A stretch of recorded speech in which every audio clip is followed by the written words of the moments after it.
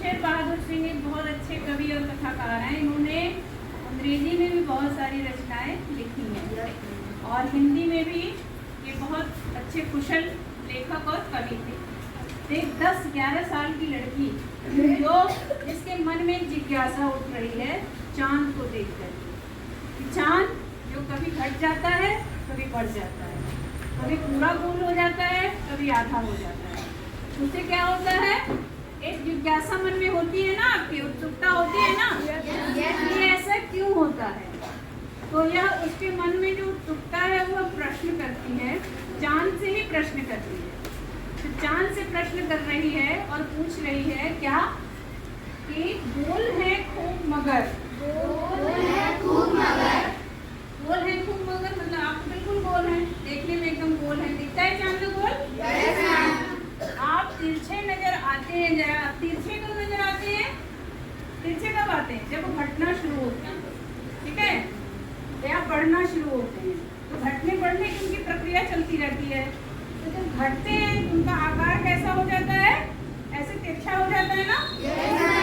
तो कह रही है लेकिन आप तो गोल हैं, लेकिन आप तिरछे भी नजर आते हैं। यहाँ तिरछे का तात्पर्य क्या है, टेढ़ा, ठीक है, टेढ़े नजर। और टेढ़ा यहाँ क्या मतलब है, व्यवहार से, कहते हैं ना बहुत टेढ़े व्यवहार का है, मतलब उसका व्यवहार क्या है, अच्छा नहीं है। एक तरह से लड़की जो है चांद को कहती है कि आपका व्यवहार जो है टेढ़ा है। हम पहली पंक्ति का आपको बताया था कि चांद कैसा है, गोल है और उसका आकार बार बार बदलता रहता है। तो कभी वो कैसा नजर आता है, तिरछा। फिर वस्त्र कैसा पहना है वो, आकाश, नीले रंग के आकाश का वस्त्र पहना हुआ है और उसमें उस वस्त्र में कारीगरी की गई है, कलाकारी की गई है। तो कलाकारी किसकी की गई, शिल्पकारी। तो जो आसमान में तारे दिख रहे हैं वो ऐसा लग रहा है कि वो जड़े हुए वस्त्र पहने हुए हैं, मतलब उसके वस्त्र में जड़ाव है, कढ़ाई की हुई है, ठीक है।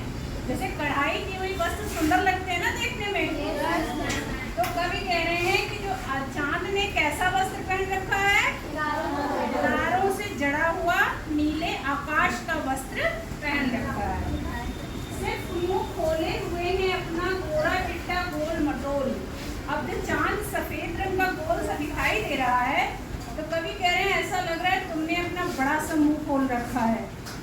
कैसा मुंह, गोरा चिट्टा गोल मटोल, एकदम सफेद रंग का गोरा चिट्टा गोल मटोल। ऐसे देखने में तुम ऐसे लग रहे हो आसमान में कि जैसे लग रहा है कि तुमने बड़ा सा मुंह खोल रखा है। अपनी पोशाक को फैलाए हुए चारों सिम, सिम का मतलब क्या है, दिशाएं। तो उन्होंने कहा कि जो तुम्हारा पोशाक है वो ऐसा लग रहा है कि तुम्हारे चेहरे के चारों तरफ, तुम्हारे शरीर के चारों तरफ ये वस्त्र फैला हुआ है। आकाश अनंत है ना, बहुत दूर दूर तक आकाश दिखता है। तो चांद का वस्त्र कौन सा है, आकाश, और आकाश कैसा है, अनंत, मतलब उसका वस्त्र बहुत बड़ा है, ठीक है। फिर आप कुछ तिरछे नजर आते हैं, जाने कैसे खूब है दूर। फिर प्रश्न करती है क्या आप तिरछे नजर आ रहे हैं, क्यों नजर आ रहे हैं। अब उसके मन में क्या प्रश्न उठ रहा है कि वाह जी वाह, क्योंकि चांद के द्वारा आप चांद तो उत्तर देगा नहीं, चांद उत्तर देगा। तो जब चांद उत्तर नहीं दे रहा है तो वो कह रही है आप मेरा बुद्धू हो। जैसे आप किसी से प्रश्न कर रहे हो और यदि आपको जवाब नहीं मिल रहा है तो आप सामने वाले को क्या समझोगे, बुद्धू, किसे आता नहीं है तो जवाब नहीं दे रहा। तो वो भी कह रहे हैं, कह रही है लड़की कि चांद से कह रही है कि तुम तो मेरा बुद्धू हो। क्यों, क्योंकि मैंने तुमसे प्रश्न पूछा और तुमने जवाब नहीं दिया। हम समझते ही नहीं जैसे कि आपको बीमारी है। अब लड़की कह रही है हमें ये बात पता चल गई है कि आप घटते बढ़ते क्यों हो, क्यों हो, क्योंकि आपको बीमारी है। जैसे आप बीमार पड़ते हो तो आपको वजन कम हो जाता है, फिर स्वस्थ पौष्टिक भोजन करते हो तो आपका शरीर बन जाता है, बढ़ जाता है। तो इसी तरह चांद भी घट बढ़ रहा है। तो लड़की क्या कह रही है, क्या कह रही है कि आपको बीमारी है। अब लड़की बड़ी प्रसन्न है कि वाह वाह हमें पता चल गया कि चांद क्यों बीमार है या उसने कहा इस कारण से आप, क्योंकि आपको बीमारी है, इस कारण से आप क्या है, घटते हैं तो घटते ही चले जाते हैं। देखो, जब पूर्णिमा के बाद चांद बिल्कुल गायब होने लगता है ना, और पूर्णिमा के बाद एक अमावस्या, कुल 2 पक्ष होते हैं, शुक्ल पक्ष और कृष्ण पक्ष, ठीक है। तो पहले कृष्ण पक्ष में शुक्ल पक्ष है, तो कृष्ण पक्ष में चांद घटना शुरू हो जाता है और शुक्ल पक्ष में बढ़ना शुरू हो जाता है। और जब शुक्ल पक्ष प्रारंभ होता है तो पूर्णिमा आते आते चांद पूरा गोल हो जाता है। पहले कृष्ण पक्ष शुरू होगा, फिर शुक्ल पक्ष, तो श्री कृष्ण पक्ष में घटता है और फिर शुक्ल पक्ष में बढ़ना शुरू होता है। तो उसने कहा कि क्योंकि 15 दिन घट रहा है, फिर 15 दिन बढ़ रहा है, तो उसने कहा कि आप घट रहे हैं तो घटते ही चले जा रहे हैं और बढ़ रहे हैं तो बढ़ते ही चले जा रहे हैं। इसका मतलब क्या है कि आप तब तक दम नहीं लेते हैं जब तक आप बिल्कुल गोल ना हो जाए। बिल्कुल गोल किस दिन होता है? पूर्णिमा वाले दिन। प्रश्न पूछता है कि चांद बिल्कुल गोल किस दिन दिखता है, तो आप क्या जवाब देगो? पूर्णिमा के दिन। बिल्कुल गोल यह मर्ज आपका अच्छा ही नहीं होने में आता है। जब आप बिल्कुल गोल हो जाते हो तब आपका मर्ज ऐसा लगता है कि तो भी आपका मर्ज अच्छा नहीं हुआ है, फिर आप घटना शुरू कर दोगे। भाई बढ़ते बढ़ते ठीक हुए, फिर घटने लगोगे। तो ये एक क्या है? एक प्राकृतिक प्रक्रिया है। ये चांद का घटना बढ़ना क्या है? एक प्राकृतिक प्रक्रिया है, ठीक है।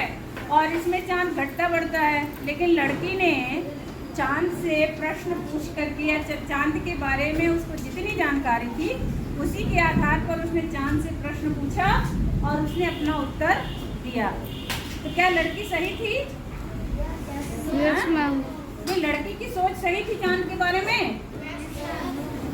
नहीं थी, क्योंकि लड़की ने चांद के बारे में सही जानकारी उसे नहीं पता थी, ठीक है। वो तो अब उसकी जानकारी नहीं थी, इसलिए उसने उससे प्रश्न पूछा। तो ये बाल मन की एक जिज्ञासा है, ठीक है। बाल मन की जिज्ञासा में पूछा गया चांद से प्रश्न है। तो इस तरह से लड़की के जो मन में भाव थे वो आपके मन में भी वो भाव उठ रहे हैं? उठ रहे हैं? yes, आपने इसका उत्तर क्या निकाला?